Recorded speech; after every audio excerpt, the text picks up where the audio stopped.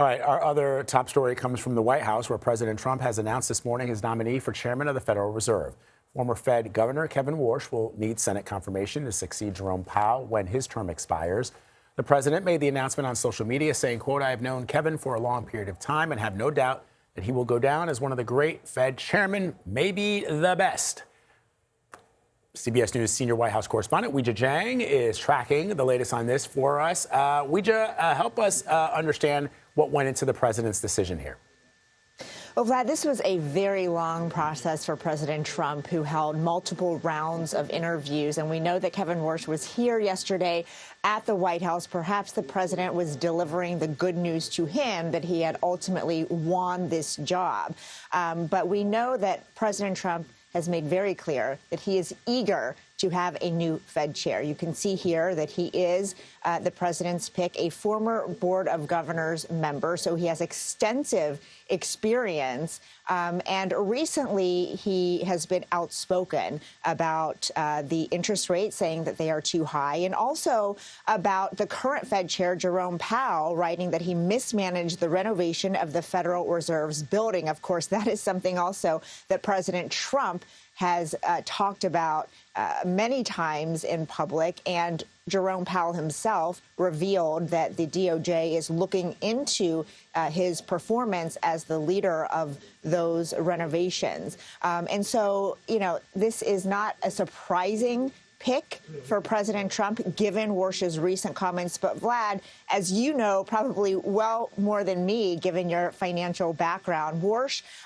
used to be considered a hawk. And so that is somebody who wants those interest rates to remain high so that they don't impact an overstimulated economy. But again, we have seen that position evolve to align more with President Trump's. And so clearly this is a big reason why Trump chose him, Vlad. And Weijia, this is a huge moment of change, right? I mean, Trump has been pretty open in his dislike for the current chair, Jerome Powell, who, by the way, is also under investigation by the DOJ. So what's the play here? What's the move by the president? And what does this say about the relationship that we might see moving forward between the Federal Reserve and the government? Well, that is TBD, right? Because there are so many concerns about the independence of the Fed and whether that can remain under President Trump, because he has made so clear that he thinks the Fed should do what he wants and what he believes is best for the economy. But that is what keeps the Fed running, is this independence, because when that is absent, as we've heard from so many experts, that is really when the markets start to react and start to spiral in many cases, because there are concerns that now the government is trying to dictate monetary policy. You know, Jerome Powell's term was already coming up. Remember, it was the president himself who put him in that position by nominating him his first term. And yes, it's clear that he, you know, can't wait for Powell to leave. And that he was ready for a fresh start. So, you know, some analysts are already predicting that Warsh is not going to bend to the knee to the president because he has so much experience in this area and because he wants to retain a legacy as a Fed chair. But we really don't know until it all plays out, because who would have thought that, you know, years after the president nominated and installed Jerome Powell, that we would be where we are today, which, as you mentioned, includes a potential DOJ investigation. All right, Weijia Jiang reporting from the White House for us. Weijia, my friend, thank you as always. Appreciate you. Let's bring in CBS News Money Watch correspondent Kelly O'Grady, who's also my co-host here on CBS News 24/7 Mornings. So let's, before we even dive into Warsh's background, help Americans understand, people who are watching this, why the president, would want to see a Fed chair push for lower interest rates, and why sometimes lower interest rates are not in the best interest, for lack of a better word, for the economy. I love that you asked that question, because I think, you know, we're talking about what all this means, but what does it really mean for consumers, right? Okay, so why would the president want lower interest rates? Because it makes borrowing money cheaper. And remember, we've got national debt that is a huge problem, and we are paying so much on the interest. So that's one reason. When the interest rate gets lower, you pay less interest as the government on that national debt. The other thing that lower interest rates do for a consumer is it also makes borrowing money cheaper. So it kind of incentivizes you maybe to go out and make that purchase. If you're a small business, maybe you invest, you open up a new location, you then have to hire more people. It generates economic growth traditionally.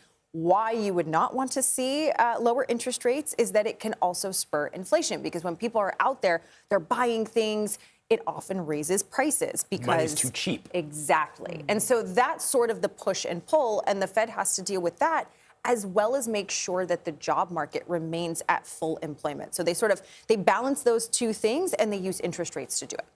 I want to ask about the politics behind all of this, because we know that the Fed cannot actually create policy. But to Weij's point there, what about the concerns and the fear right now that we're hearing from some folks about its independence at this point? Is the White House commenting on that? So we haven't heard from the White House specifically, in the last day or so. But I did speak to Treasury Secretary Bessent this week. And remember, he was the person who was running the whole interview process. And he said something really interesting about the independence versus accountability. I want to play it for you, and then I'll give you some context after. I think that the message is that independence does not mean no accountability. I've been calling for the Fed to do an internal investigation on numerous things since last spring, and they've chosen not to do it. The Fed has a very special relationship with the American people because it is the most powerful unappointed group in the U.S. And because of that, they have to be like Caesar's wife. They have to be beyond reproach. Would it be crazy for someone to worry that there would be more accountability, more oversight if interest rates don't go the way that this president, or by the way, any future president wants? Not at all, because again, the president's well aware that it's a committee, and the committee has 12 voters. The chair is just one vote. Okay, so what you're hearing him essentially say is, look, there needs to be some oversight. Remember, the DOJ investigation is about the renovations going on at the central bank, that they spent too much money, and that it's not going to impact independence.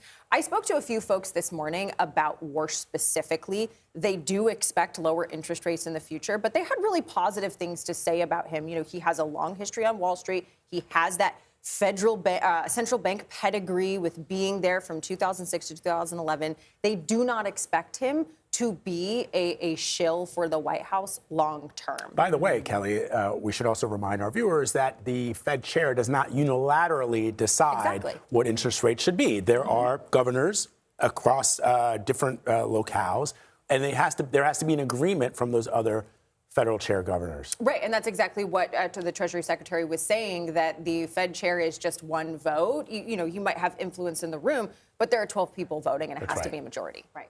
All right. Kelly, thank you. Thank you, Kelly.